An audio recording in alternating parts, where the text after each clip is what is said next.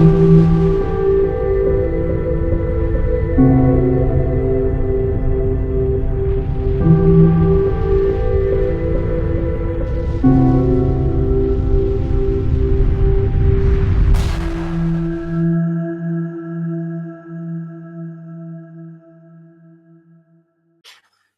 bien, bonjour à tous pour une nouvelle émission de Face à Face. Depuis mon émission Le New Age et ses thérapeutes avec Amel, j'ai eu de nombreux messages de soutien. J'ai l'impression d'avoir, avec Amel, donné la parole à des centaines de personnes qui ont commencé à oser en débattre, pour la première fois de leur vie pour certains.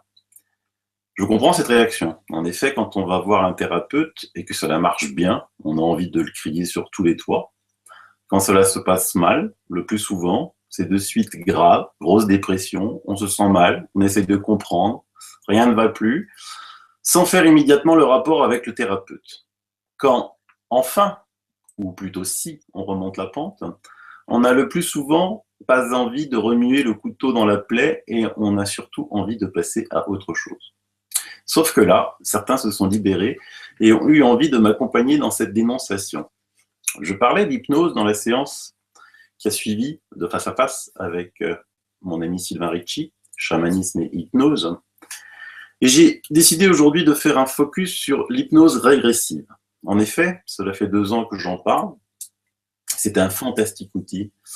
Mais force est de constater les dérives absolument édifiantes que l'on voit aujourd'hui. Des milliers de nouveaux hypnos arrivent sur le marché. J'appelle le marché, hein, c'est comme ça. Il est temps de remettre l'église au centre du village. Et pour m'accompagner, je suis heureux de vous présenter Elisabeth Maillot. Bonjour Elisabeth. Bonjour Sylvano. Alors Elisabeth, décris-toi un peu. Qu'est-ce que tu fais, toi, ton parcours? Oui. Voilà. Je vais me présenter brièvement parce que j'ai un parcours peu courant. Alors j'ai 54 ans déjà, je commence à être une vieille bête, entre guillemets. Ouais. J'ai commencé par apprendre la psychologie à l'âge où on fait ses études, à 18 ans, à l'université de Paris 10 Nanterre.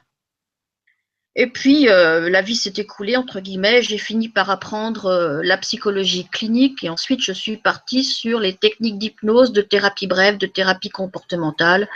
J'ai également appris l'aromathérapie, la lithothérapie. Enfin, j'ai un parcours relativement commun à tous les thérapeutes qui, en général, s'enrichissent dans le temps de différentes formations pour avoir différents éclairages, même s'il s'agit toujours, d'une façon générale, d'avoir le même objectif, à savoir soulager les souffrances.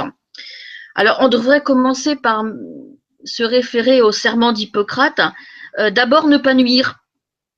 Et j'ai l'impression que ce bon vieux principe est en train de disparaître et qu'aujourd'hui, chez nous, dans le Jura, ils poussent des thérapeutes comme les champignons à cette saison. Voilà. On a des hypnos un peu partout. Voilà, ça fait de l'hypnothérapie pour arrêter de manger, pour arrêter de fumer et pour arrêter plein de trucs, toutes les addictions du monde, pour partir dans les vies antérieures, sur les planètes d'à côté, visiter les bases lunaires et je ne sais quoi. Et je crois qu'effectivement, il est temps de remettre l'église au centre du village, pour reprendre le mot, je crois, d'Amel, de jouer les chats perchés. Et on va briser l'omerta. On va briser la règle du silence qui est globale, qui est que quand on se prend une claque, on n'ose pas dire sur le marché, parce qu'il s'agit bien d'un marché, et Jude de prime, que les choses ne se sont pas si bien passées que ça. Voilà pour ma formation. Alors aujourd'hui, je travaille dans 2 grands secteurs. Le principal, c'est l'industrie. Dans l'industrie, je travaille sur la gestion du stress. Il m'arrive de pratiquer les techniques de rêve éveillé, qui sont des techniques parallèles à l'hypnose, sur des salles d'une dizaine de personnes. Je travaille également sur la prévention du conflit, la communication et la négociation. Ça, c'est ma partie un peu officielle, je dirais. Et à côté de ça, je pratique l'hypnothérapie et l'hypnothérapie régressive, mais à petite dose, parce que je ne compte pas m'asseoir économiquement.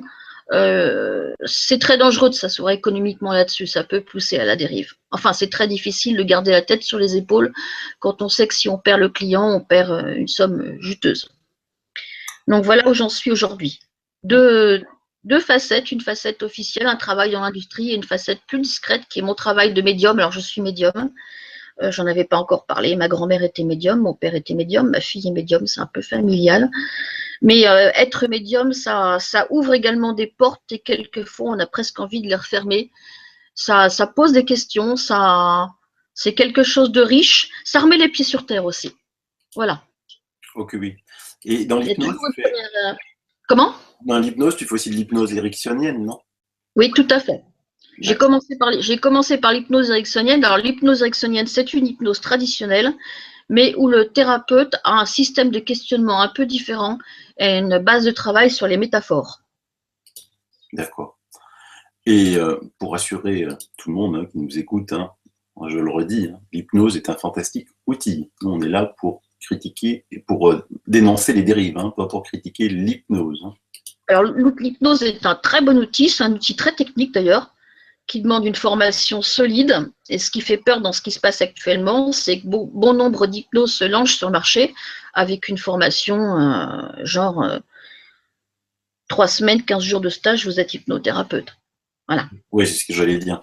Si moi j'ai envie de devenir hypnothérapeute, demain je peux exercer sur le net quasiment. Je schématise pour le demain, mais c'est très très rapide.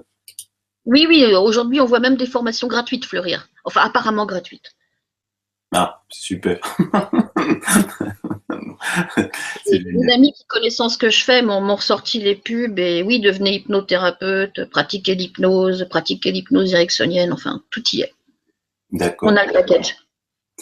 Alors, toi, dans les cas que tu côtoies, comment tu pratiques, toi, d'abord l'hypnose? Et qu'est-ce que tu critiques par rapport à l'hypnose que l'on voit sur le net fleurir par centaines de dizaines de vidéos? Ah, écoute, je vais essayer de t'expliquer un peu techniquement comment se passe une hypnose parce que ça va donner également les clés de la réussite et les clés de la dérive. Alors, quand on essaie de mettre une personne sous hypnose, ce qui ne fonctionne que pour 90% de la population, il y a une part de 5 à 10% qui est résistante. On va d'abord partir du principe qu'il y a deux mondes dans notre tête. Il y a le monde de ce qu'on appelle l'ici et maintenant. C'est un monde concret, qui est le monde qui nous entoure, qui est le café que je bois et le verre d'eau que tu avales. Un monde qui se déroule dans un temps et dans un espace qui est celui connu de tous. Et il y a un autre monde, le monde de l'hypnose, le monde intérieur. Et celui-là ne connaît ni limite de temps, ni limite d'espace. Et c'est bien de le dire parce que c'est à partir de là qu'effectivement on va avoir des succès thérapeutiques, parce qu'on va aller dans des zones très, très profondes de nous-mêmes et très peu connues ou très mal connues. On va peut-être pouvoir faire effectivement des diagnostics ou trouver des éléments particulièrement intéressants et qui vont permettre de débloquer des conflits intérieurs. Mais on va aussi pouvoir partir tous azimuts, comme je te le disais, sur la planète Lune, voir les Vénusiens, côtoyer les dragons, causer à son ange gardien, etc. Et là, on ne sait plus trop démêler le vrai du faux. D'ailleurs, ça n'a pas vraiment d'importance, parce qu'en fait, l'essentiel, c'est quand même le geste thérapeutique, pas ce que la personne, si tu veux, va dire en termes de contenu. Et la principale dérive, elle est dans le fait qu'on mélange aujourd'hui le fond et la forme. Le fond de l'hypnose, c'est de guérir des problèmes, d'aider, de soulager la souffrance, de déterminer où sont positionnés les blocages. Et la forme, si tu veux, ça peut être tout à fait effectivement de trouver un dragon sur sa route. Mais ce dragon n'est pas pour autant à prendre comme argent comptant au premier degré. Bien sûr. Comment tu l'expliques ça? Il y a différentes façons de l'expliquer. Il y a la mémoire quasiment cellulaire, c'est-à-dire que depuis des milliers d'années ou des millions, peu importe nos croyances personnelles, l'être humain emmagasine des mémoires dans ses cellules et on a une sorte d'accès illimité à ces mémoires. D'autre part, il y a tous ceux avec tout notre bagage génétique, il y a également notre éducation, les livres que nous avons lus, ce que nous avons trouvé sur Internet, notre culture personnelle, notre culture religieuse, enfin, nos expériences de vie. Et si moi, aujourd'hui, je me regarde 30 ou 40 vidéos d'une certaine personne qui les poste à tout va sur le net, il est bien évident que si je vais chez elle suivre une séance, je vais avoir des propos qui vont s'inscrire dans la ligne droite de ce que j'ai vu.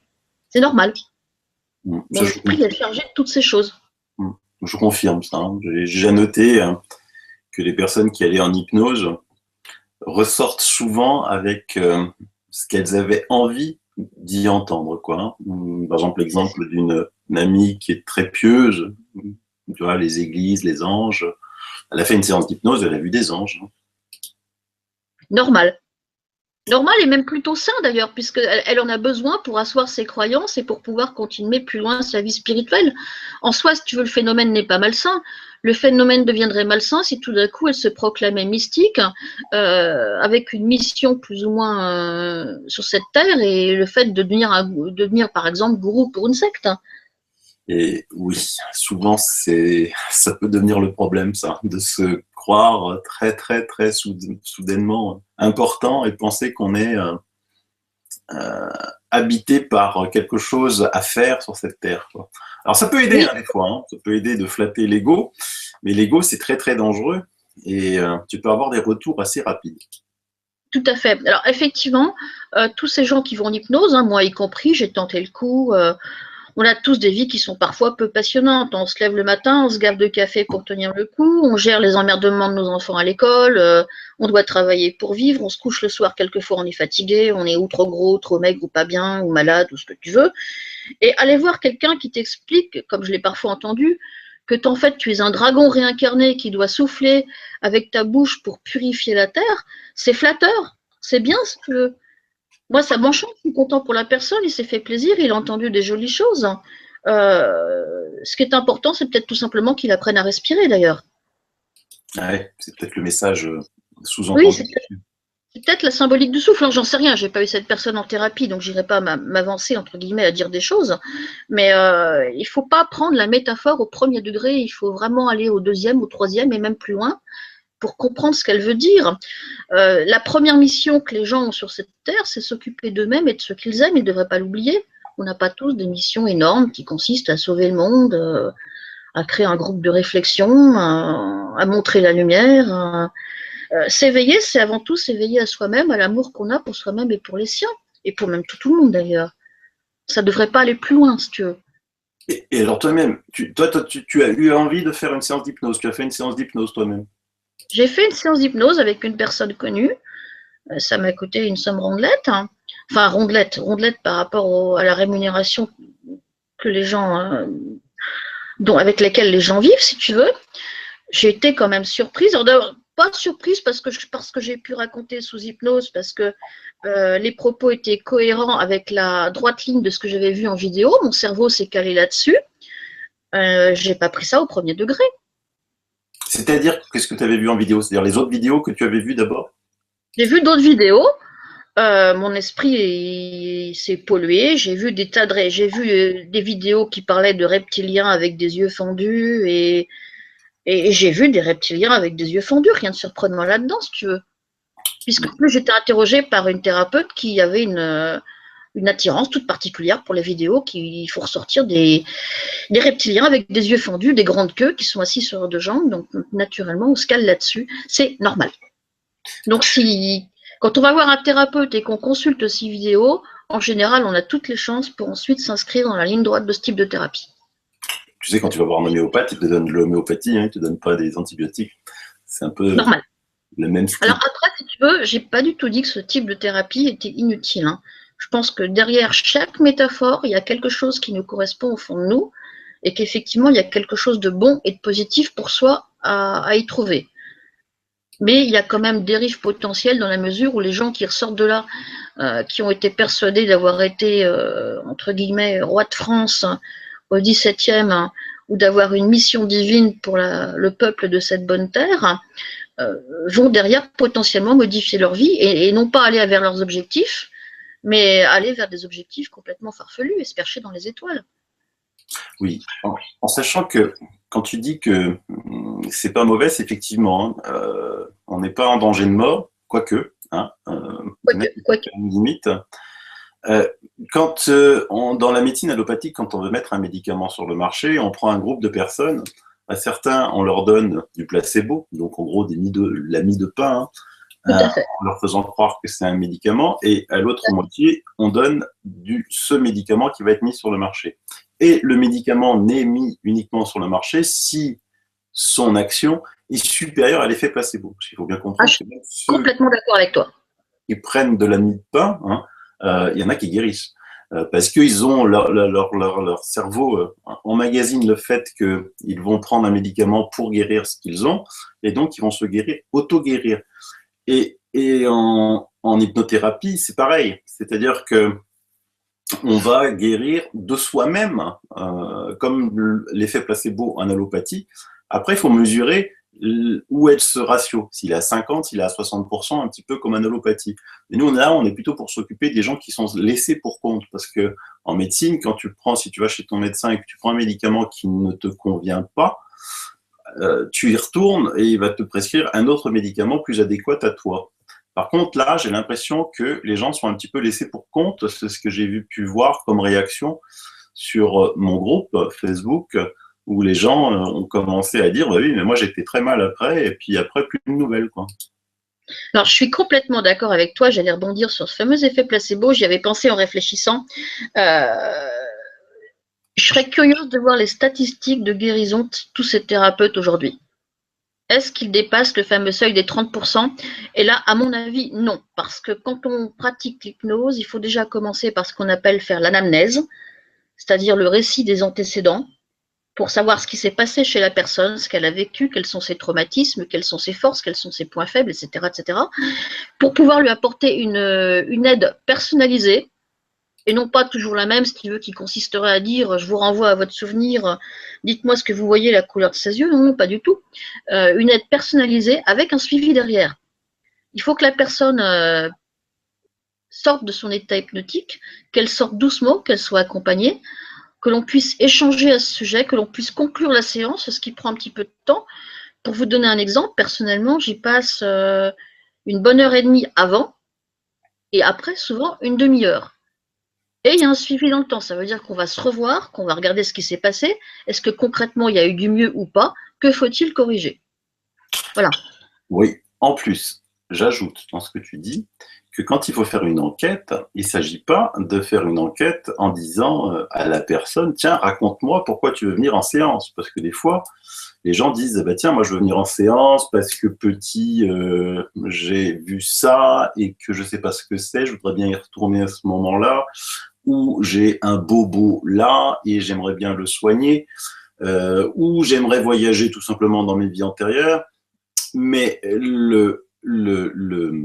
l'enquête doit se faire non pas là-dessus, sur ce que la personne veut, mais sur ce que la personne est, c'est-à-dire comment elle était dans son évolution en tant qu'enfant par rapport à ses parents, ses frères et sœurs, si elle en avait, l'éducation, comment elle s'est passée, et surtout, chose importante, tout son cursus médical, quoi. Est-ce qu'elle a des allergies? Est-ce qu'elle a des phobies? Est-ce qu'elle prend des médicaments? Parce que là, ça va pouvoir devoir changer pas mal de choses, je pense, non?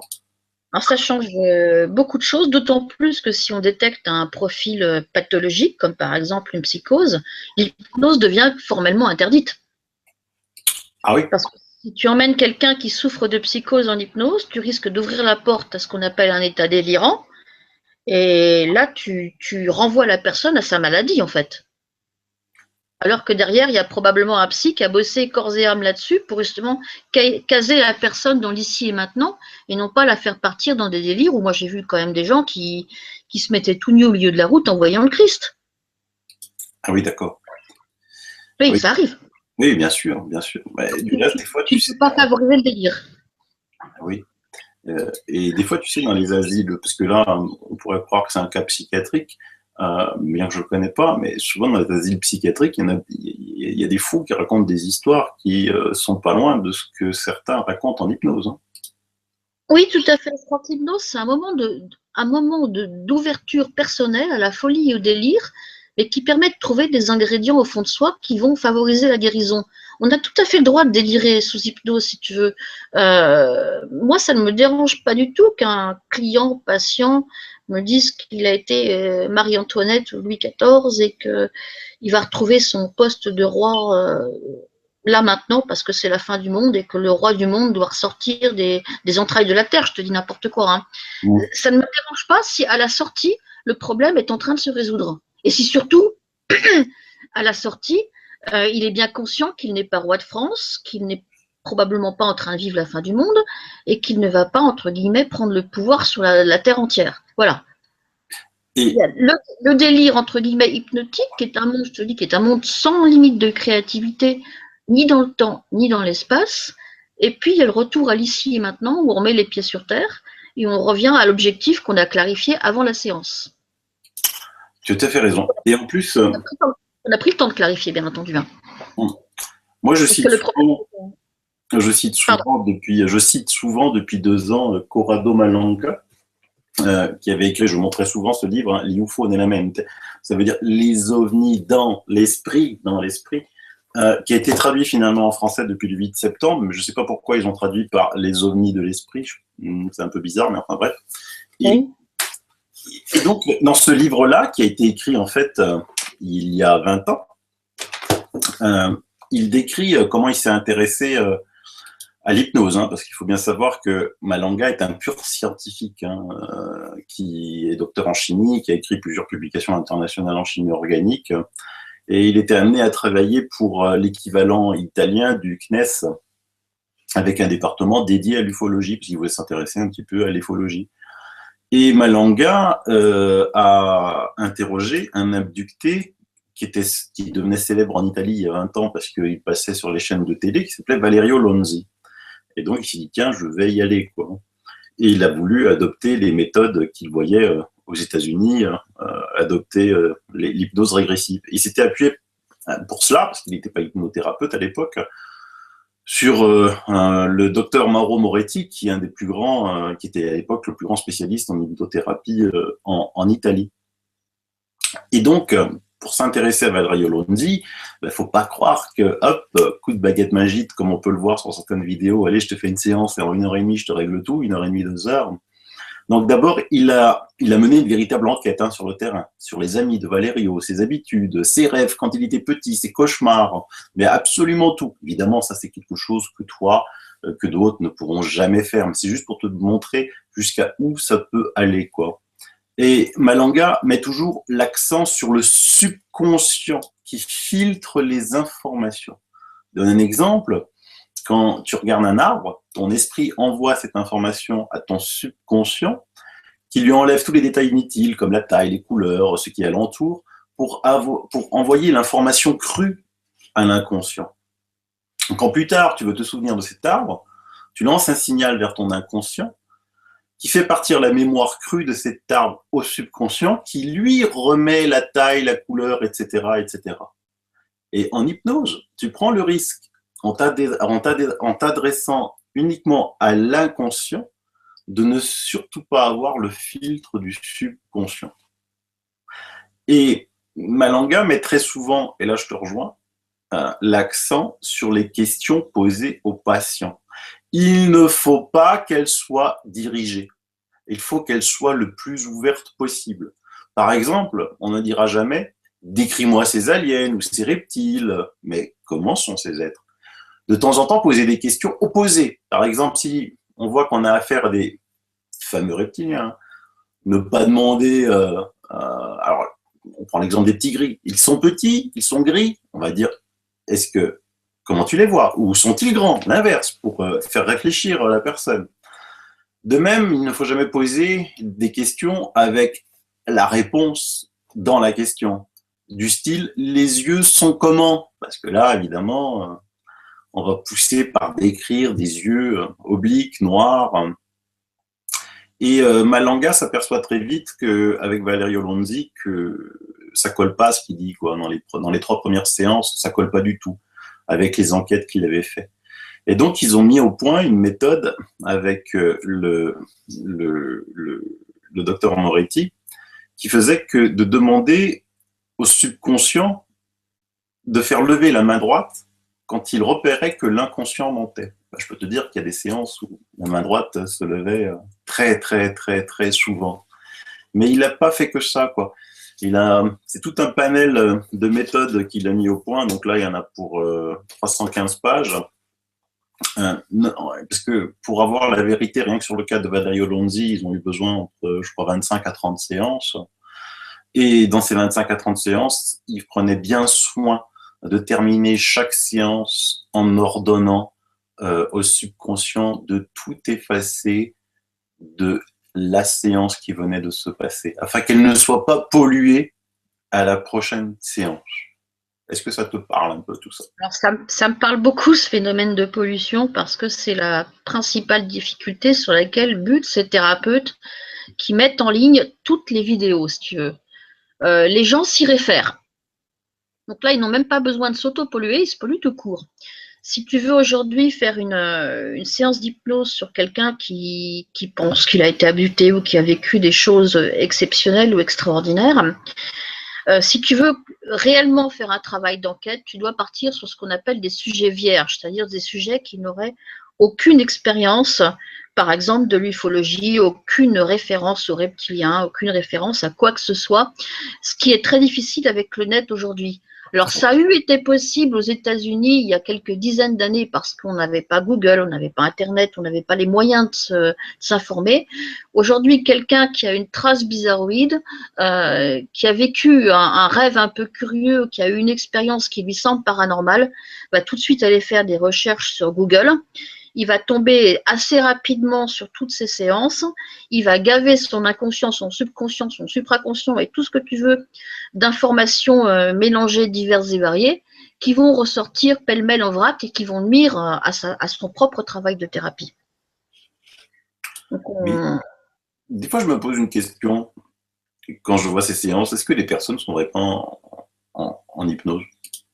Je crois que certaines personnes sont en hypnose, sont tout à fait sincères. Ça s'entend à leur timbre de voix, ça se voit, ça se ressent à leur comportement. D'autres, sincèrement, je ne pense pas.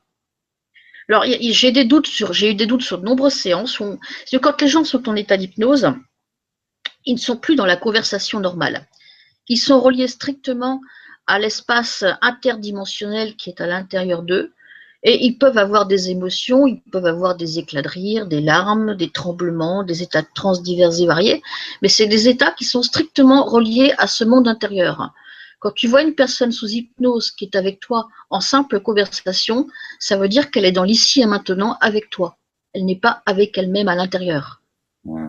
Donc non, je pense qu'il y a beaucoup de séances d'hypnose où les gens se racontent des histoires, ils ne sont absolument pas sous hypnose. Alors, j'ai encore plus de doutes quand je vois ce qu'on appelle des canaux travailler, puisqu'on propose aux gens qui sont résistants à l'hypnose de passer par un canal, et que je vois le canal qui a un ton de conversation et qui raconte des histoires euh, fort belles d'ailleurs, fort bien racontées, avec un vrai talent, mais qui, à mon avis, ne correspondent pas du tout à la réalité à l'intérieur du sujet, à laquelle ils n'ont pas forcément accès d'ailleurs. Ouais. On va faire une parenthèse sur les canaux après. Mais pour revenir à ce que tu disais, le timbre de voix. Et tu me disais au téléphone, quand je regarde une séance de Malanga sur le net, les gens qui sont hypnotisés ont un timbre de voix différent. Oui, ils sont souvent dans le monocorde, assez bas, peu audible, et avec parfois des expressions brusques sur le plan émotionnel, mais très vite ils retombent. Et ils ont de toute façon des voix assez différentes de ce qu'ils ont en temps normal.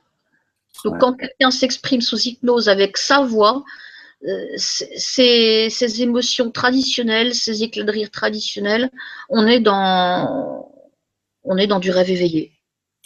Je suis d'accord avec toi parce que j'avais vu des séances d'hypnose avec des amis qui étaient médiums. Hein, donc on sentait qu'elles partaient loin, vraiment profond en hypnose. Mais par contre, je ne reconnaissais pas du tout la voix. C'est-à-dire que Non, tout à fait. si on me l'avait fait écouter comme ça, je n'aurais jamais reconnu la personne. Pourtant, je les connais bien. Il s'agit bien de la même personne, mais elle est dans un autre monde, un monde interdimensionnel intérieur qui n'a rien à voir. Et ça modifie un certain nombre de paramètres physiologiques comme la respiration, comme la transpiration, comme la voix. Enfin. Est-ce que tu peux nous expliquer les différents, pour nos auditeurs, les différents états d'hypnose, les différents états de conscience? Oui, bien sûr. Alors, il y a déjà, si tu veux, il y a 4 états au niveau de l'électroencéphalogramme, hein, bêta, alpha, delta, theta. Notre état de veille, c'est l'état bêta. C'est l'état dans lequel on vit au quotidien, on fait sa cuisine, on fait son travail, etc. Il y a un état d'hypnose qui est l'état alpha, que l'on atteint assez fréquemment lorsque, par exemple, on conduit en voiture et que notre esprit s'évade et qu'à la fin du trajet, on ne se souvient même plus par quel endroit on est passé, si le feu était au vert ou au rouge, ou quand on écoute de la musique, ou quand on médite. Donc cet alpha est l'état qui est utilisé pour l'hypnose. Ensuite, il y a l'état bêta, qui est l'état de θ, excuse-moi, bêta, alpha, θ, delta. L'état θ qui est un état de sommeil très profond. Et puis il y a l'état delta qui lui est l'état quasiment de mort cérébrale. Il paraît que certains yogis l'atteignent et en reviennent, mais c'est quand même pas très courant. Pour l'hypnose, soyons modestes, on travaille la plupart du temps en état alpha. Donc ça, c'est pour l'état, c'est pour le fonctionnement cérébral. Donc l'état alpha déconnecte toutes les fonctions rationnelles, ça aussi il faut le dire. On n'est donc plus du tout dans un monde rationnel et dans un monde réel, on est dans un monde irréel, un monde qui est créé complètement par le cerveau droit. Donc on ne peut pas confondre ce monde réel, ce monde irréel, entre guillemets, transdimensionnel, qui n'a ni notion d'espace ni notion de temps, ici et maintenant. C'est pas possible et c'est dangereux. Et alors toi, dans tes séances d'hypnose, est-ce que tous tes patients ont aussi vu des reptiliens et des petits gris? Non. Alors quasiment personne en fait. Ah, ça c'est intéressant. C'est dans le Jura, il vient de pas, il fait trop froid, c'est ça? Non, je pense, oui, non, c'est pas un climat qui est favorable pour les animaux à sang froid, donc les reptiliens s'enfuient, ils grimpent pas sur la montagne, ce qui fait que chez nous, on est très préservé des abductions. J'ai eu un cas en tout et pour tout d'abduction avec quand même des phénomènes physiques peut-être avérés parce que la personne se faisait couper des mèches de cheveux. C'est tout. Ah oui? Oui, un. Oh. Et les autres cas, en gros, qu'est-ce que tu as? Les autres cas, si tu veux, en général, ils se réfèrent. Alors, quand on pratique de l'hypnose thérapeutique, on ne part pas sur les vies passées. Quand on pratique de l'hypnose régressive, on part sur les vies passées dans le but de trouver, si tu veux, l'endroit, l'instant, l'espace où s'est créé le blocage. Donc, on va remonter et on va tomber sur une vie passée, enfin, théoriquement passée, mais en fait, qu'elle soit passée ou non, n'a aucune espèce d'importance, puisque le but, c'est de retrouver la symbolique métaphorique du blocage. Je vais te donner une expérience qui m'avait beaucoup marqué à l'époque. Elle est très ancienne. Elle date de mes débuts en tant que thérapeute. Un homme qui était venu dans mon cabinet parce qu'il souffrait de phobie sociale et qui voulait faire une hypnose régressive. Alors moi, j'étais assez réticente parce que je sentais que son profil était quand même peu éloigné de la psychose et j'avais pas envie de l'envoyer dans un délire dont il ne reviendrait pas. Mais nous sommes quand même partis sous hypnose et là, il s'est trouvé dans un monde de glace où il pêchait des poissons au milieu d'un trou type antarctique, vide inuit, enfin vide esquimau. Et ce qui pour lui était clair, il avait vécu une vie de quasi-solitude à pêcher des poissons au fond de son trou et il n'arrivait pas aujourd'hui à s'insérer dans la société. Oui, sur le plan métaphorique, de toute façon, c'était exact. Cet homme se sentait seul, isolé, au milieu d'une étendue de glace parce qu'il faisait froid dans son cœur. Donc tu vois la différence entre prendre la métaphore au premier degré et la prendre au second degré, travailler dessus et essayer de résoudre le problème. Oui, et peu m'importait, si tu veux, qu'il ait réellement vécu ou non une vie d'inuit au milieu d'une étendue de glace. Ce qui était important pour moi, c'est que dans cette vie-là, il sorte de la solitude glacée qui était la sienne. ouais, encore une fois, on s'en fout, quoi. C'est plutôt l'image, hein. Encore une fois, j'ai plutôt l'impression que c'est une image qui retranscrit une réalité. Voilà, c'est une image. Alors après, la part de vrai, la part de faux, très sincèrement, je suis incapable de te la dire. Non, oui, mais ça, tu peux pas. Tu peux pas du tout. Mais c'est vrai que c'est une histoire, tu la mettrais sur YouTube, elle ferait 0 clic, hein, je te le dis tout de suite. Hein. Oui, sans doute. Si tu veux, je mets pas de vidéo sur YouTube et je le fais volontairement parce que je ne veux pas que mes sujets arrivent complètement pollués en séance. Donc j'ai mis sur Internet quelques exemples, dont cette séance effectivement d'abduction où il y avait quand même un truc assez étonnant, qui était que la personne se faisait couper des mèches de cheveux et qu'elle en avait un certain nombre et qu'on a cherché les cheveux partout. On a cherché dans le lit, on a cherché dans la poubelle, on a cherché dans la salle de bain, mais elle se réveillait le matin avec des mèches de cheveux en moins. Mais plusieurs matins? Oui, plusieurs fois, c'est arrivé plusieurs fois. Ah, ça par contre c'est original parce que j'avais jamais entendu ça. Et d'autant plus qu'elle me sortait des rêves qu'elle avait faits qui étaient étonnants, j'étais en contact avec un espèce d'aquarium qui contenait un bébé, enfin des trucs, et c'était une personne qui n'était pas polluée. Donc ça m'a posé question, mais j'ai pas la réponse. Hein. D'accord. qui est sûr, c'est que le coupage de mèches de cheveux, après être rentré symboliquement en contact avec ces êtres, le coupage de mèches de cheveux a diminué puis s'est arrêté. Oui, enfin, quelque part, hein, c'est Mais bizarre. est-ce qu'il s'est arrêté? Est-ce qu'il s'est arrêté parce que le phénomène d'abduction s'est arrêté, ou est-ce qu'il s'est arrêté tout simplement parce que je me suis adressée à l'inconscient de la personne et qu'elle a cessé de s'automutiler, par exemple? Oui, parce que si on prend l'hypothèse que des êtres supra-intelligents arrivent à venir abducter quelqu'un en lui prélevant, dans ce cas précis, des mèches de cheveux euh, pour faire des analyses, ce qui est compréhensible, puisque dans un cheveu, tu as tout l'ADN. La question est, à quoi ça sert de faire ça plusieurs fois de suite par mèche, quoi. Alors, déjà, un cheveu, ça suffit amplement. Tout Euh, à fait, je suis d'accord avec toi. Se pose aussi la question du pourquoi ils ne le prennent pas discrètement en dessous, par exemple. voilà, ou juste une goutte de sang, c'est amplement suffisant, quoi. Tu Tout vois. à fait d'accord avec toi. Donc, c'est J'ai bizarre. pas de réponse à cette question. Ce qui est sûr, c'est que pour moi, l'essentiel, c'était que le phénomène cesse et il a cessé. Et en tant que thérapeute, franchement, je m'en contente. Par contre, l'aquarium, dans les bébés dans les aquariums, et les hybrides dans les aquariums, ça, on le voit quasiment dans toutes les séances d'hypnose, hein. Oui, alors après, je pense qu'on peut très rapidement s'infecter sur le net. Quand je vois les gamins aujourd'hui qui passent leur temps sur YouTube et qui passent leur temps sur le streaming, ils voient des films de science-fiction, ils voient des vidéos de fin du monde, ils voient un tas de trucs. Moi, je pense que le sujet n'est pas pollué, mais en fait, le sujet est pollué. Ah, mais de toute façon, aujourd'hui, en 2017, celui qui n'a pas vu tous ces grands films de science-fiction qui passent, les séries, hein, puisque c'est une mode, il y a même pas, il y a pas, les gosses en plus, les ados, et puis les personnes sont plus aujourd'hui fans de séries, quoi. Euh, Oui, tout à fait. et Là donc, aussi, ça leur permet de partir dans un autre monde, hein. il y en a des fois qui pensent que c'est réel, hein. Moi, je connais des gens qui ont vu la série Le Trône de Fer, qui pensent que à l'Atlantique, nous avons un mur de glace. Il y a l'Atlantique, à l'Antarctique, pardon, il y a un mur de glace après, qu'il y a un autre monde derrière. Il y a des personnes qui ont vu Westworld qui pensent que nous sommes dans un jeu et nous sommes un parc touristique, quoi. Je veux dire, après, les gens, ils se mettent là-dessus, hein. C'est quand même Bah, ils se assez mettent dingue, hein. là-dessus parce que ça les change de leur quotidien.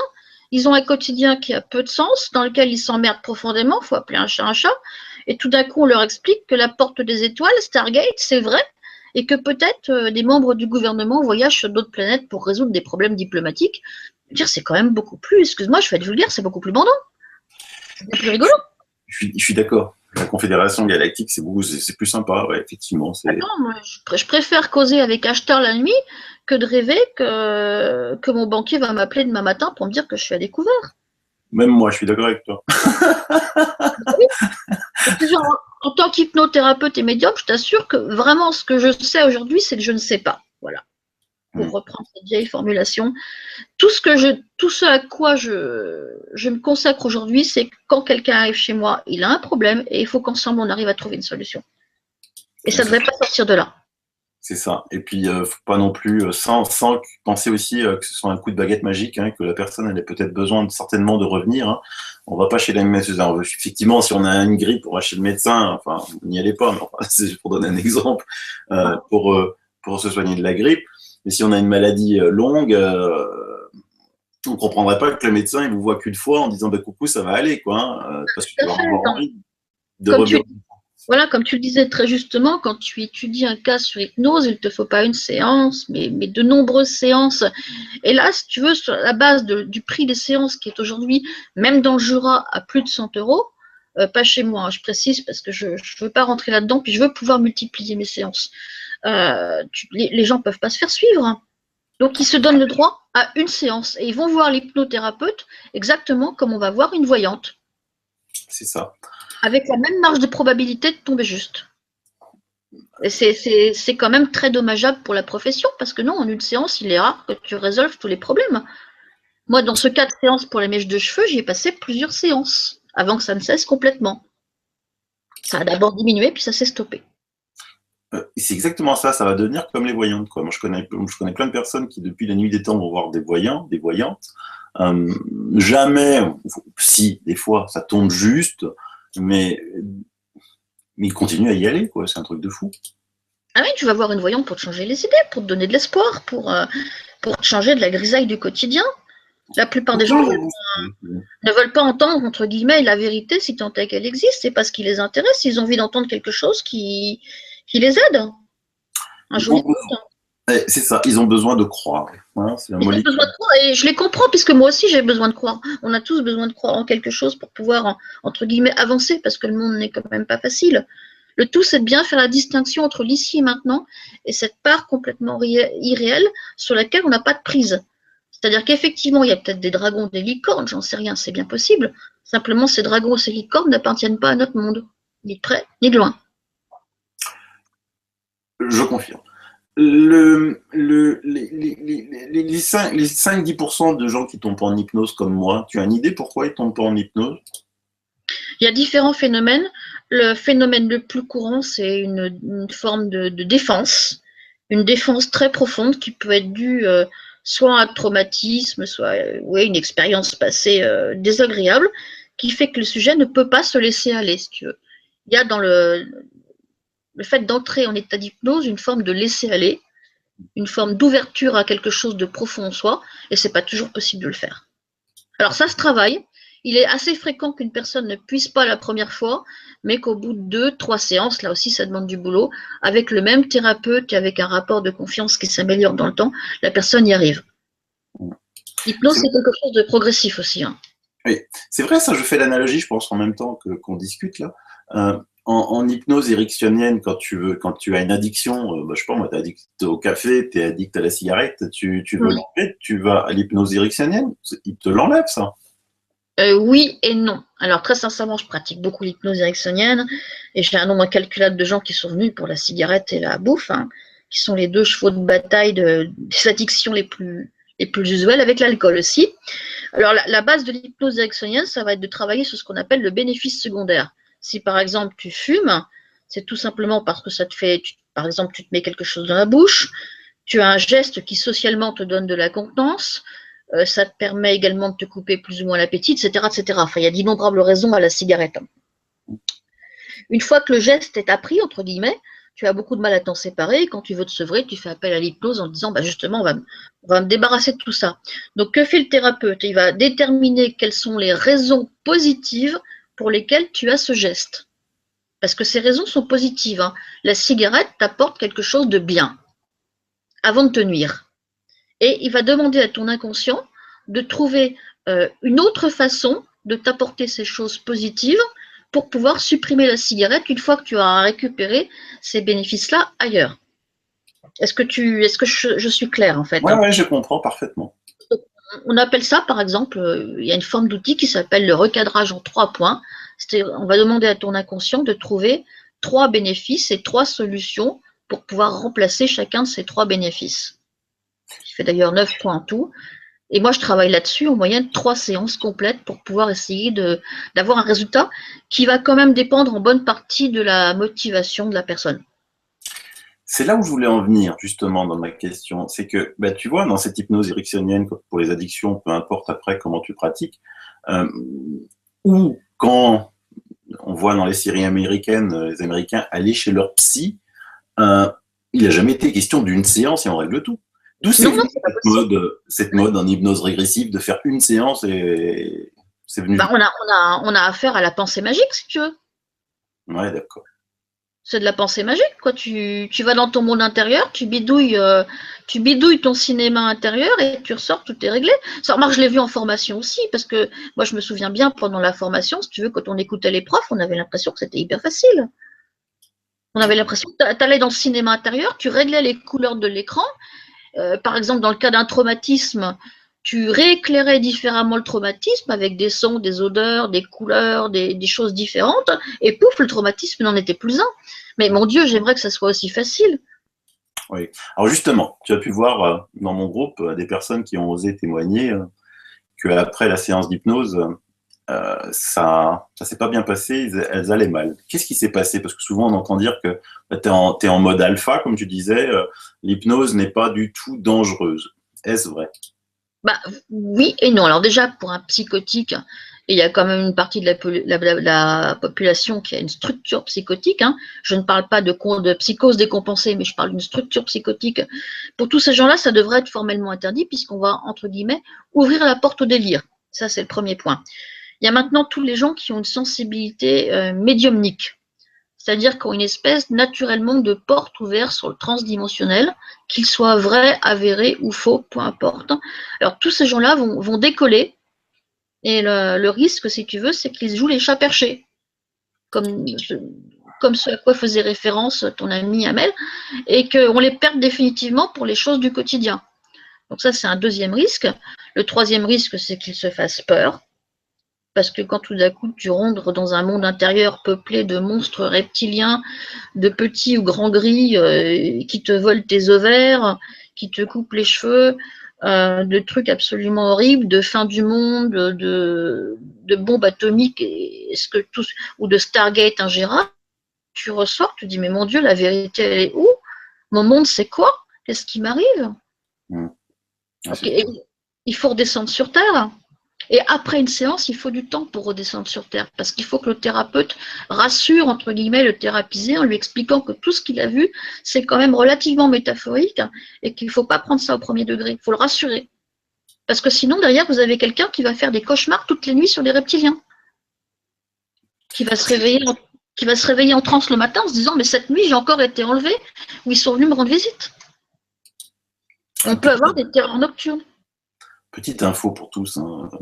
Ça fait donc 60 ans maintenant hein, qu'ils nous abduquent. Donc franchement, si c'était vrai, ça veut dire que c'est les derniers des couillons, quoi. Parce que à quoi ça sert de faire des prélèvements encore d'ovaires et de sperme 60 ans après? C'est bon, on les a, quoi. Okay. Donc rassurez-vous, tout ça c'est métaphorique. On ira beaucoup plus loin là-dessus. Tout à fait. Et quand bien même les gens penseraient que ce serait vrai, parce qu'il y a quand même une proportion de gens qui vont te dire, mais si c'est vrai, et pour cela, j'ai envie de faire passer le message suivant, mais dans la mesure où ça se passe de façon à ce que vous ne vous en rendiez pas compte, ça n'a aucune importance. Exact. C'est notre façon de voir le problème, si tu veux, c'est que ce que l'on ne vit pas réellement n'a qu'une importance secondaire et onirique. Exact. Néanmoins, quand tu fais l'analogie avec l'histoire, hein, parce que j'ai étudié l'histoire, pour savoir un petit peu justement si ces reptiliens, ces petits gris étaient présents dans l'histoire, ils y sont pas, ok? Donc, soit ils viennent d'arriver sur Terre tous depuis 1947, hein, puis avant ils savaient pas qu'on existait, mais alors depuis il y a 3000 races qui viennent de découvrir la Terre, je pense que ça doit être une autoroute, ils ont mis le panneau Terre, c'est par ici. Soit c'est un autre phénomène. Et quand tu dis l'histoire, et quand tu dis, par exemple, je sais pas moi, l'Inquisition, quand tu vois la démoniologie, les apparitions de la Vierge Marie, des miracles qu'il y avait à l'époque, je veux dire, en plus, au Moyen-Âge, on n'avait pas peur, les scientifiques n'avaient pas peur d'étudier ces cas. Parce qu'aujourd'hui, un scientifique, tu vas lui dire, viens, étudie un abducté, il va venir à reculons, parce qu'il va se dire, purée, si on me chope, je vais perdre tous mes financements. Parce qu'on va dire que je suis un perché et que j'aurai plus d'argent de l'État public.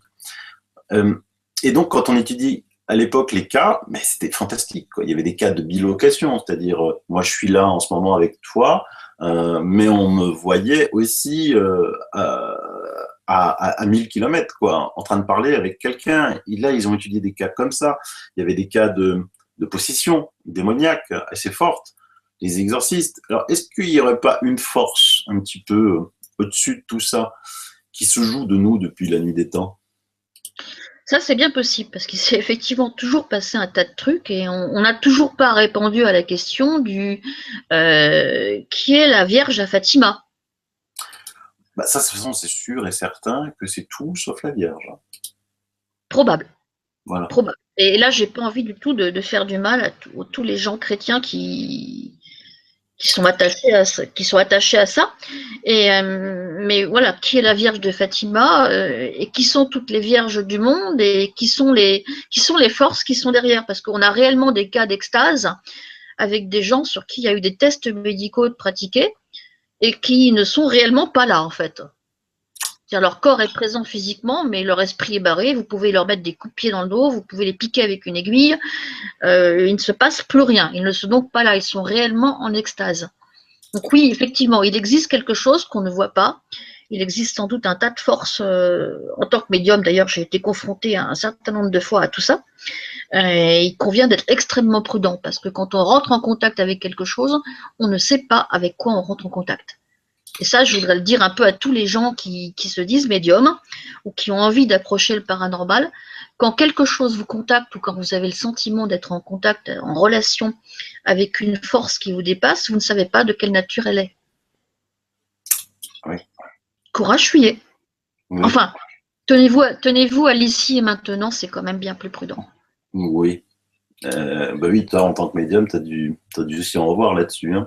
Mais est-ce que justement... J'en ai vu des vertes et des pas mûres et maintenant je suis extrêmement prudente. Tu fais bien, tu fais bien. Est-ce qu'il n'y a pas un lien quand même, est-ce qu'il n'y a pas un risque dans ces entités du bas astral et l'hypnose? Est-ce que l'hypnose n'ouvre quand même pas une faille quand tu es en alpha par rapport à ces entités du bas astral? Pas plus qu'à l'état de veille, pour ainsi dire. Si tu veux. Oui, potentiellement, tu ouvres une porte et puis l'entité du bas astral va en profiter pour communiquer. Oui, pourquoi pas. Mais je pense qu'il n'y a pas plus de danger à l'état de veille qu'à l'état de non-veille, parce qu'à l'état de veille, si entité du bas astral il y a, elle communique via notre ego. C'est-à-dire? Quand tu as des pensées qui sont de l'ordre du strictement égocentrique, égoïste, mauvaise, méchante, rancunière, revancharde, je t'en passe et des meilleurs, tu n'es pas vraiment dans le haut astral. Tu es dans une partie de toi, si tu veux, une partie énergétique de toi qui n'est pas très relevée. Oui, d'accord, je vois. Donc c'est concret en fait. Hein. Je pense que les démons, s'ils existent, n'ont pas besoin de nous envoyer des énergies particulières. Nous faisons le mal très bien tout seuls. On se débrouille, oui. On se débrouille très bien. Il suffit de regarder l'état du monde aujourd'hui et de regarder une conversation entre Trump et puis le camarade Kim pour s'apercevoir qu'ils n'ont pas besoin d'avoir un démon au cul pour être franchement dans l'excès. Non, eux deux, non. Que penser des canals qui enchaînent? Parce que justement, il y a des gens qui sont pas en hypnose, il y a des canals, il y a des gens des fois qui traduisent, hein, parce que je vois aussi des séances où tu as la personne qui ne tombe pas en hypnose, l'hypno qui ne parle pas la même langue que la personne et un traducteur, donc ils sont quatre là. Là, sincèrement, je suis plus que dubitative. Ouais, j'ai assisté à ces petites vidéos, effectivement, où on a les petits écrans qui se multiplient. Les premières vidéos, on n'avait qu'un seul écran, puis on est arrivé aux deux écrans. Aujourd'hui, on en a 4. C'est à quand la 5G, j'ai envie de dire. Hein. Bientôt. Bientôt, je pense. Alors, déjà, si tu veux, le canal, je suis dubitative. J'utilise dans de rares cas un canal et je l'utilise 2 fois par an. Voilà, pour te donner un ordre d'idée. Et je ne suis pas du tout certaine que ça soit que les informations recueillies par le canal soient avérées. Ce qui est important là aussi, c'est l'aspect thérapeutique. Est-ce que ces informations vont aider mon sujet ou pas? Donc pour le canal, j'ai un doute. Alors quand tu commences à multiplier les intermédiaires, c'est-à-dire tu as le thérapeute qui est, on va dire grec, hein, parce qu'on va éviter voilà, le thérapeute qui est grec, le traducteur qui traduit en chinois, le thérapisé qui est justement chinois et le canal qui est italien avec lui-même son propre traducteur, les chances, si tu veux, d'avoir un résultat concret sont, à mon avis, minimes. C'est clair. Je pense qu'à chaque personne, à chaque intermédiaire, tu maximises le risque de dérive. Alors moi, j'ai connu beaucoup de canaux. Hein, presque tous sont arrêtés hein, parce que c'est trop dur. C'est très dur. Ils se font énormément attaquer. Et mais par contre, je vois certains canaux là qui enchaînent les émissions, quoi. Donc, ils enchaînent les émissions, c'est-à-dire que ils font canal à 9h, ils font canal à 11h, ils font canal à 13h. C'est possible, ça? Je ne sais pas comment ils font. Je ne sais pas quand je travaille moi-même sur la médiumnité ou sur la voyance. C'est 2 maximum par jour et au bout de 2, je suis naze. Je suis cuite, je vais me coucher. Je regarde même pas le film à 21h et les infos, je m'en fous. Voilà. Donc, non, je ne sais pas comment ils font. Et 2 séances, ça te... moi, 2 séances, je suis cassée. 2 séances intenses. Hein. Ouais. Une séance intense, si tu veux, c'est souvent plus de 2 heures. Et voilà. À l'issue, si tu veux, je suis fatiguée. Alors D'accord. après, je ne dis pas que je suis fatiguée pour tout, hein. Je suis encore capable de faire ma comptabilité, de faire mon ménage, ma cuisine, de m'occuper de mes gosses, il n'y a pas de problème. Mais je ne sais pas comment ils font pour enchaîner. Et là, je pense aussi que l'état alpha n'est pas atteint, c'est-à-dire qu'ils travaillent en mode bêta. Ils répondent aux besoins qu'ont les gens d'avoir une jolie histoire à mettre en fond d'écran parce que la leur n'est vraiment pas satisfaisante. Mais te dire qu'ils sont dans un autre monde que l'ici maintenant, je ne crois pas. Oui, bien sûr. Je partage ton avis, parce que ça peut pas être possible, quoi. Parce que moi, les canaux que j'ai connus, enfin que je connais, hein, euh, se donnaient vraiment, quoi. Mais justement, en se donnant, c'était juste pas possible, quoi. C'était juste pas Non, possible. c'est juste pas possible, surtout qu'il faut toi-même que tu fasses le tri, si tu veux. Comme je te le disais, en tant que médium, en tant que canal, tu rentres dans un monde où tu ne sais pas qui est qui. Exact. Les gens rencontrent un ange, mais est-ce que c'est vraiment un ange? Ils rencontrent un guide, est-ce que c'est vraiment un guide? Mm. Ils rencontrent un dragon, est-ce vraiment un dragon? Bah, Est-ce que c'est est-ce que c'est une partie d'eux? Est-ce que c'est autre chose? Est-ce que c'est une partie du sujet? Tu vois, il y a un tas de questions qui se posent. dans le livre de Malanga, il dit qu'avec Valerio, donc avec quand même avec un hypnothérapeute professionnel qui était Hum, connu, Moretti, ils se sont aperçus lors de la troisième séance, hein, seulement, la troisième séance, ouais. que Valerio lui décrivait des rêves qu'il avait eus. Et c'est vrai que quand la nuit tu rêves, des fois tu as des rêves quand même assez forts, quoi, on dirait. Ah Donc oui? des rêves lucides, tu as vraiment l'impression des fois de vraiment toucher, de pouvoir toucher, sentir. Quelle est la différence entre le rêve et l'hypnose? Ben justement, c'est qu'il y en a guère. Et voilà, ça c'est un problème. C'est bien ça le problème, si tu veux, c'est qu'on n'est pas capable de distinguer aujourd'hui un monde strictement onirique dans lequel vont se superposer des images toutes droit issues de ce qu'on appelle les matériaux du rêve, hein. C'est-à-dire que Mmh. notre conscient, notre inconscient, notre supraconscient, tout ce que tu veux, vont chercher dans toutes nos sources d'informations reçues et mélangent de façon à faire un contenu qui peut être une métaphore utilisable ou non. D'accord. En- Certains rêves ont un sens, d'autres sont simplement une purge de l'inconscient qui se débarrasse d'un tas de trucs et qui fait une poubelle et qui appuie sur la touche Escape pour sortir de tout ça. mmh. Ce qui est passionnant en plus, c'est de suivre des scientifiques hein, là-dessus, parce que ils disent sur la conscience hein, qui serait en 6 dimensions, par exemple les travaux de Philippe Guillemot qui sont passionnants là-dessus, euh, la mémoire qui ne serait pas du tout dans notre esprit, les travaux qui disent qu'il y a une somme d'informations qui circulent dans ce qu'on appelle une noonsphère, où on va puiser dedans. Et c'est vrai que là, j'ai l'impression que pour démêler, comme tu le dis, le vrai du faux, c'est c'est juste une minutieuse enquête de police comme l'a fait Malanga, et que tu peux pas en une séance arriver à une quelconque conclusion plausible. Non, tout à fait. En général, ça s'inscrit dans une thérapie. Dans le cadre de cette thérapie, le patient te ramène un rêve qui pour lui a été vraiment profond, a été marquant. Et ce rêve, on prend le temps durant une séance de l'analyser pour voir ce qu'on peut en tirer. Hum. Et on ne le considère pas là non plus au premier degré, si tu veux. C'est pas parce qu'il a rêvé qu'il était, entre guillemets, un chien en train de courir derrière. Ça peut être ça, qu'il a effectivement été un chien en train de courir derrière un lièvre. Aujourd'hui, c'est très à la mode d'avoir été un loup dans une vie antérieure ou d'avoir été un dauphin ou je ne sais quoi. Mais non, la plupart du temps, si tu veux, il faut prendre ça là aussi en termes de symbolique, Tout à fait. pas autre Alors, chose. ces hypnothérapeutes bloquent un petit peu les gens qui ne sont pas très contents de leur service et mettent en avant leur succès, parce qu'évidemment, ils ont des succès aussi, hein. Alors, comme je l'ai dit tout à l'heure, quand tu sais vraiment ce que tu as, quoi, hein, quand tu as un blocage bien précis, que tu connais ce blocage, tu vas voir l'hypno, il le débloque, mais comme aurait pu le débloquer un magnétiseur, comme aurait pu le débloquer un docteur en médecine chinoise, comme aurait pu le débloquer un médium, hein, pourquoi pas, un guérisseur. Bah, il avait Et donc, besoin d'aide, tout simplement. pardon, Il avait besoin d'aide, tout simplement. il avait besoin d'aide tout simplement. Et bien donc, ils ont des succès, ça on Oui. peut pas leur dénier. Et donc, ils se cachent derrière ce succès en disant, ben regarde, j'ai fait du bien, quoi. Mais en gros, et ceux à qui j'ai fait du mal, on s'en fout. Alors en fait, on peut revenir à ce que tu as dit tout à l'heure, qui était vraiment très juste, hein, qui était que, un, est-ce qu'on est en dessous ou au-dessus des fameux 30% du seuil du placebo? Voilà. Je sais pas, je pense pas, honnêtement. Honnêtement, je ne pense pas non plus. Et effectivement, est-ce qu'il a fait du bien? Oui, s'il a ramené son client dans l'ici et maintenant et puis qu'il a clarifié avec lui le contenu de l'hypnose, non, pas nécessairement s'il ne l'a pas fait. Tout à fait. Hein.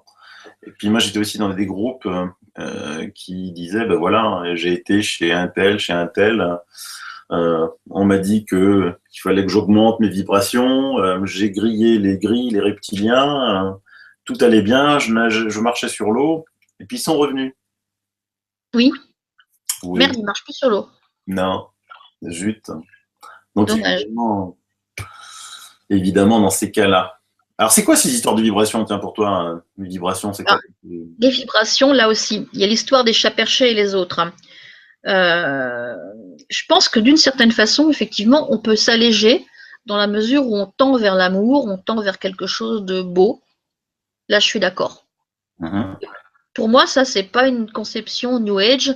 Et je trouve qu'il est totalement inutile de parler, de passer en 5D. Enfin, tu as dû lire, comme moi, un certain nombre de blogs qui évoquent l'ascension planétaire globale et le fait que nous allons tous vers la 5e dimension. Oui, pourquoi pas? J'en sais rien. Là aussi, je sais que je ne sais pas. Un truc qui est sûr, c'est que je pense que notre ascension, notre éveil personnel, c'est surtout tendre vers l'amour et cesser, comme on le fait, de faire la guerre, d'être dans l'agressivité, d'être dans l'égoïsme. Voilà. Ça, c'est notre progrès personnel, c'est notre montée personnelle en vibration. Pour moi, c'est ça. Tout le reste, du charabia New Age. Oui, oui, et puis surtout, ils sauvent à chaque fois le monde, quoi, parce que chaque fois, ils annoncent une fin du monde chaque mois, mais c'est grâce à eux, après, qu'ils n'ont pas eu cette fin du monde et qu'on passe à la suivante. Ouais, ça c'est génial si tu veux. Ils t'annoncent que si, comme ils ont prié très fort et qu'ils ont mis des pierres, machin chose, aux quatre directions en priant sous la lune, ils ont éloigné l'ouragan. Bon, je suis sceptique. Alors pourquoi ces gens-là qui sont si forts n'ont éloigné l'ouragan que égoïstement sur Miami? Merde, si j'avais eu ce pouvoir-là, j'aurais étendu ça à toute la planète. Hein. Non, pas toi? C'est clair, c'est la réponse est évidente. Tu vois, ça me parle. Je pense que quelqu'un qui est bon, généreux et qui tentait, a le pouvoir de transfigurer cette générosité et puis de l'étendre, mais il l'étend partout. Il ne la limite pas à son coin de salle à manger. Mais bien sûr que non, bien sûr que Alors, non. oui, élever ses vibrations, pour moi, c'est un peu du charabia New Age. Je l'utilise parfois parce que ça parle aux gens, mais je pense que ça consiste surtout à élever le niveau de ses pensées. Oui, bien sûr, à élever, à penser à autre chose, aller vers le spirituel et quitter un petit peu, comme tu dis, le monde de métro boulot, boulot dodo, quoi. Oui, et la sphère hyper matérialiste qui consiste à dire que mon objectif, c'est d'avoir une belle maison, une belle voiture, une belle piscine. Ça, c'est comme, effectivement, c'est pas spirituellement pas très relevé, mais après tout, c'est humain. Hein. Voilà, pour moi, la montée en vibration, c'est ça. J'essaye de me positionner sur une sphère qui est un peu plus spirituelle et j'essaye de penser à autre chose que seulement à moi et à mes désirs matériels. Ça me parlerait parce que c'est concret. Maintenant, j'élève mes pensées, je fais grimper mes vibrations et j'atterris avec les anges. Bon, voilà, je suis sceptique. Je ne dis pas que ça ne se produit pas. Là aussi, je n'en sais rien. Mais je ne pense pas que ça s'atteigne aussi facilement en une seule séance d'hypnose.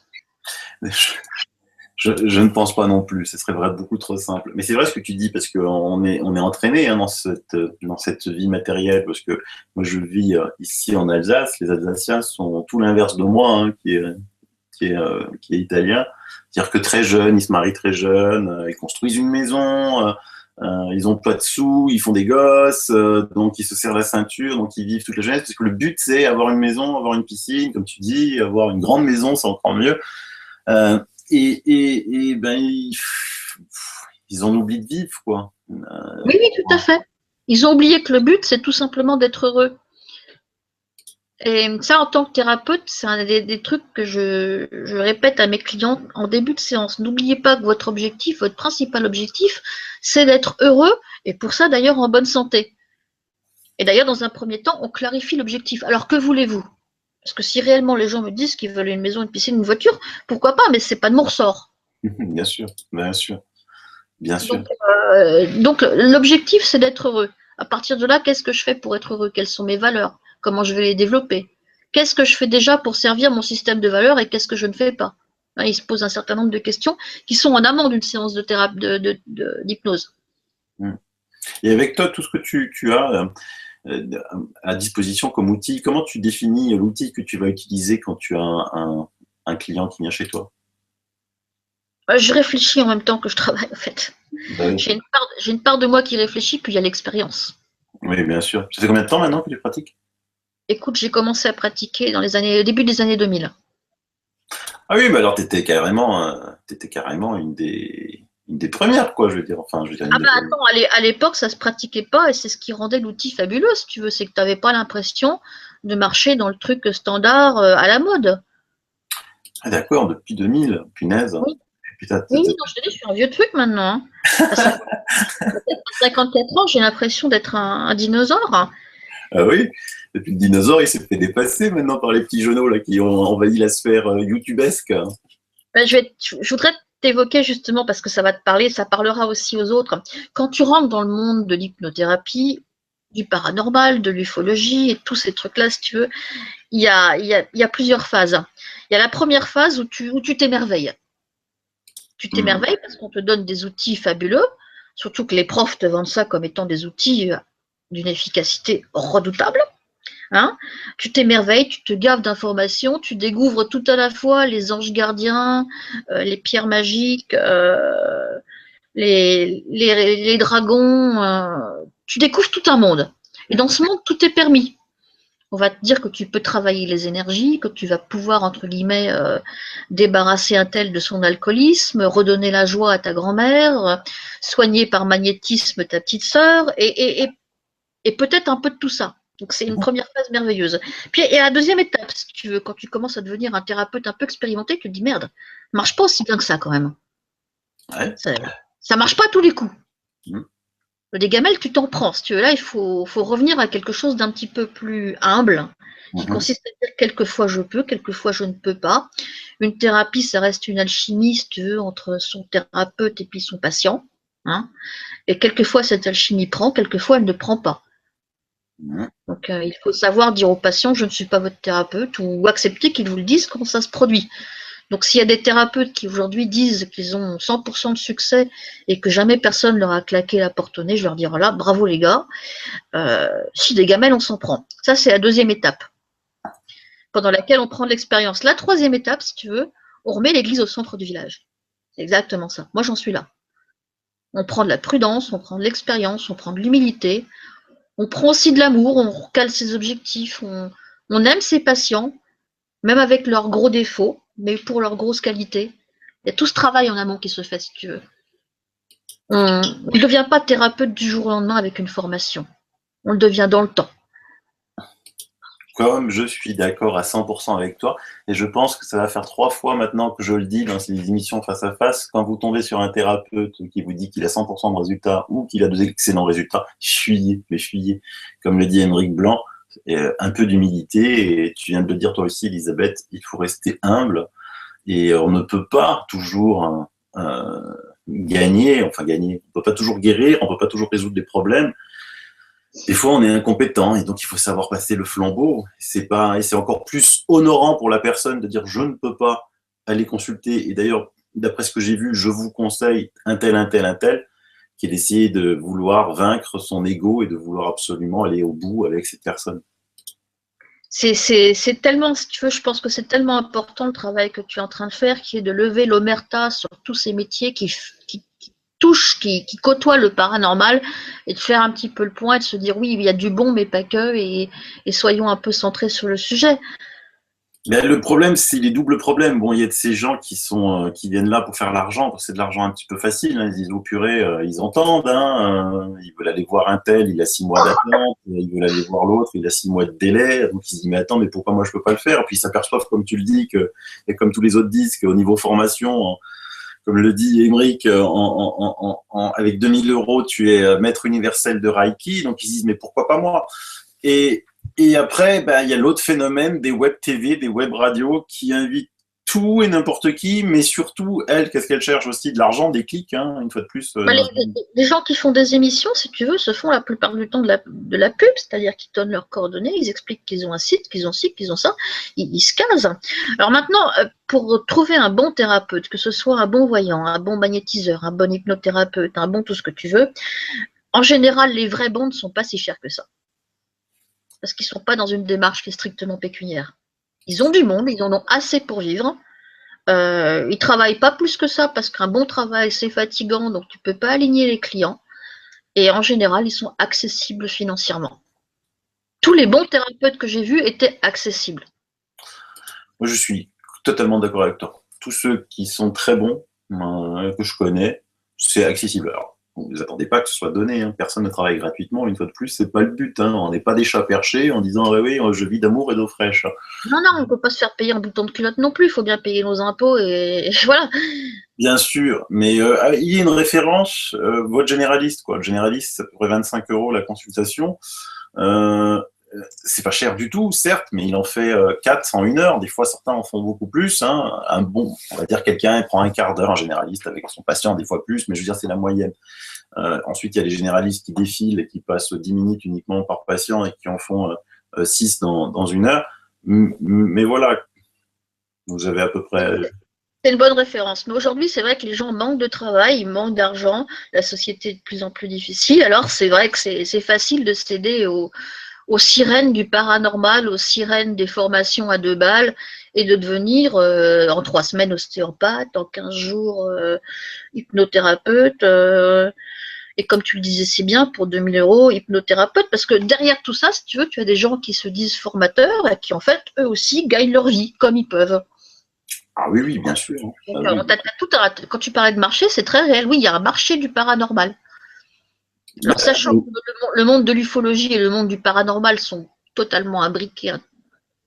Ah, tout à fait. Tout à fait. De toute façon, c'est imbriqué. Il y a que les ufologues tôle et boulons qui croient que c'est des ovnis en tôle qui traversent l'univers et qui viennent nous voir, qui critiquent le paranormal. Mais on devrait appeler ça la para-ufologie ou tu vois, mais c'est tout à fait imbriqué. Les phénomènes sont complètement identiques. D'ailleurs, on est dans le même domaine. Bah oui. D'ailleurs, tous les grands chercheurs en sont venus à la même conclusion, quoi, hein. Plus tu dis ça, plus tu vas au fond des choses et plus tu en arrives là. Alors, il y en a qui sont restés, il y en a qui restent depuis 40 ans sur le tôle et boulon. Donc, quittez-les, ceux-là aussi. Alors, il y a aussi cette mode fabuleuse de la fin du monde. Alors oui, pourquoi? Je dirais que quand tout le monde commence à rêver de la fin du monde, c'est que tout le monde en a ras-le-bol. Donc, ce qu'il faut retenir, c'est que la société est fatiguée. La société est fatiguée, les gens ont besoin de communiquer. Moi, je vois beaucoup de gens qui viennent me voir, qui sont tout simplement fatigués, qui ont besoin de se remonter le moral, qui ont besoin de contact humain. J'ai vu dans une émission télévisée pas plus loin qu'hier que maintenant, on pouvait payer pour avoir de la compagnie quand on va boire son café ou sa bière au troquet d'à côté. Ah bon? Oui, oui, tout à fait. Ça, c'est quelque chose qui est en train de se lancer sur Paris.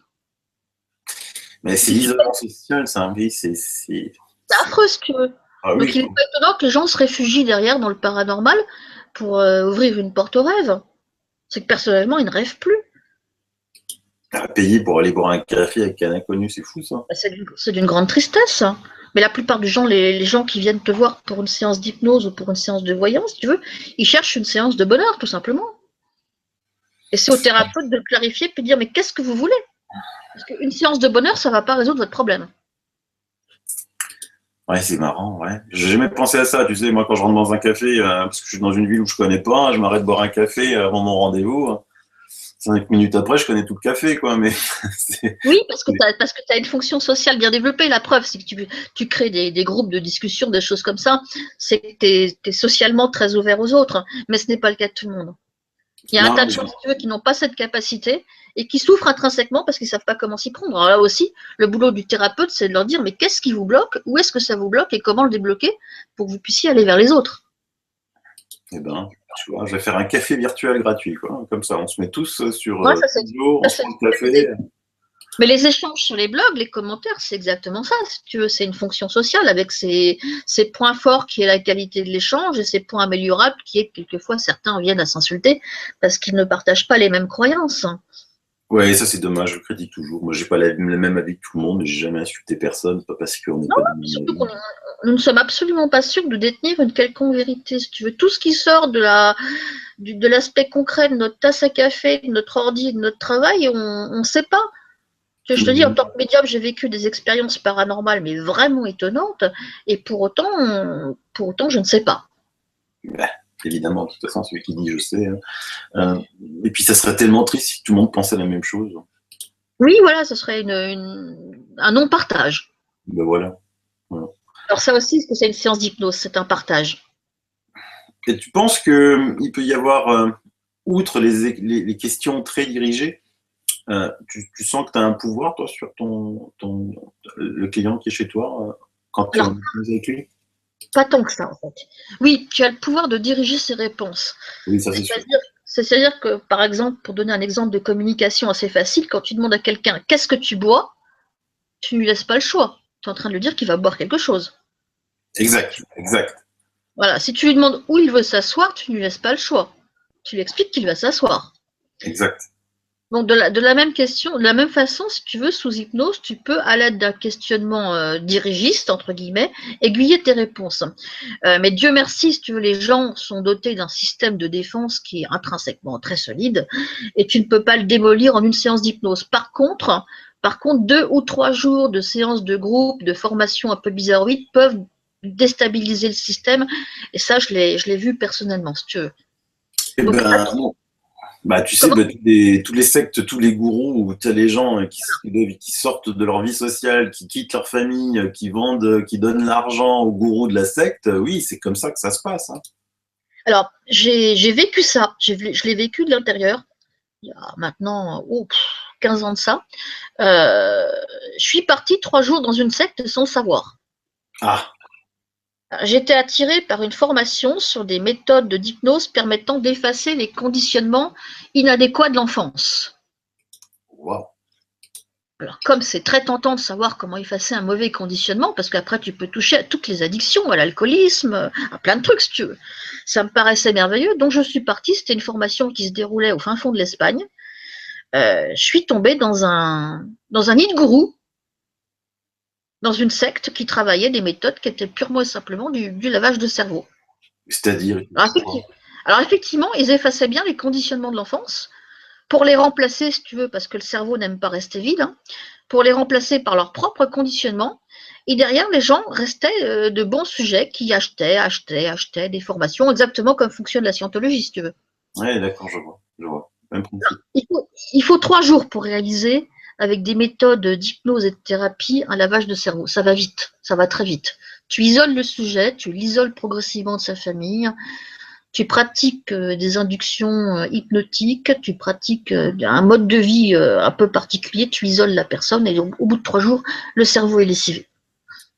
Tout à fait, j'avais fait un article là-dessus, hein. Même avec un casque, avec des inductions magnétiques, aujourd'hui, tu peux implanter de faux souvenirs à des personnes, faux Oui. souvenirs tellement forts qu'elles sont convaincues qu'en fait, c'était pas des faux souvenirs, qu'elles ont vraiment vécu ça, quoi. Donc, pour vous dire, hein, Dans voilà. Alors maintenant, en une séance de thérapie, non, il ne se passe rien, Dieu merci. Par contre, un bon thérapeute peut devenir vraiment, entre guillemets, influent sur son sujet si le sujet et lui ont une relation longue dans le temps. Donc il faut quand même qu'il ait une éthique assez solide.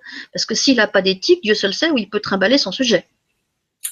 alors là, il faut en revenir à ce que disait Amel, hein. Il faut pas de contact physique, il faut pas que ça dure dans le temps, et il faut pas qu'il ait un pouvoir sur vous, il faut que ce soit un partage 50-50. Voilà, voilà. Et quelquefois, c'est pas facile à déterminer parce que tu as des gens qui arrivent dans un grand état de fragilité, qui sont dans une grande demande de relationnel et de soutien, et où s'arrête la thérapie et où commence la fidélisation pécuniaire. Oui, c'est sûr, c'est sûr. Et puis sans parler du fait que tu peux vite toi-même devenir gourou, hein, pour cela-là, c'est quand même. Pour eux, moi j'ai des gens qui se sont mis à me considérer, mais comme je sais pas quoi, et je leur ai remis les pieds sur terre en disant que non, j'avais pas toutes les réponses, et puis c'était un peu à eux de se démerder pour les trouver, quoi. Eh oui, c'est ça. Bah, tu sais, c'est un peu comme celui qui on annonce qu'il a un cancer, hein, tout d'un coup, le cancérologue qui va voir, ça va devenir le dieu vivant, son nouveau Ah dieu, bah, lui. ce qu'il est censé, ça devient le sauveur, si tu veux. Voilà. C'est le mythe du sauveur. La triangulation infernale, bourreau, sauveur, sujet. Eh ben écoute, Elisabeth, je pense qu'on a fait Un un, grand tour. un beau petit tour, hein. C'était vraiment sympa, hein, dans le Jura. Je mettrai quand même ton adresse, hein, pour ceux qui sont dans le Jura, parce qu'il n'y a pas de raison, hein. Oui, Euh, oui. Tu peux, de toute façon, en plus, je serais ravie de partager. J'adore partager, c'est mon métier. De façon générale, j'adore partager et je le ferai bien volontiers. et puis là, l'hiver arrive, comme dirait mon ami Rock. Et le Jura, en hiver, c'est fantastique, parce qu'on peut y faire des super balades en ski de fond, et puis manger de super fondus avec du vin jaune délicieux. Le poulet au mori, il y a plein de trucs très bons dans le Jura, hein. C'est difficile de garder la ligne. Voilà, donc effectivement, bienvenue à tous ceux qui voudront simplement partager, hein, pas forcément acheter, mais partager, discuter, échanger. Si je peux aider du monde, je le ferai gratuitement, bien entendu. Bah, c'est super gentil, Elisabeth, hein. Je te souhaite une excellente journée et je te dis à Moi aussi, bientôt. Sylvano. À bientôt. À Bonne bientôt. continuation à toi et merci. Bye bye.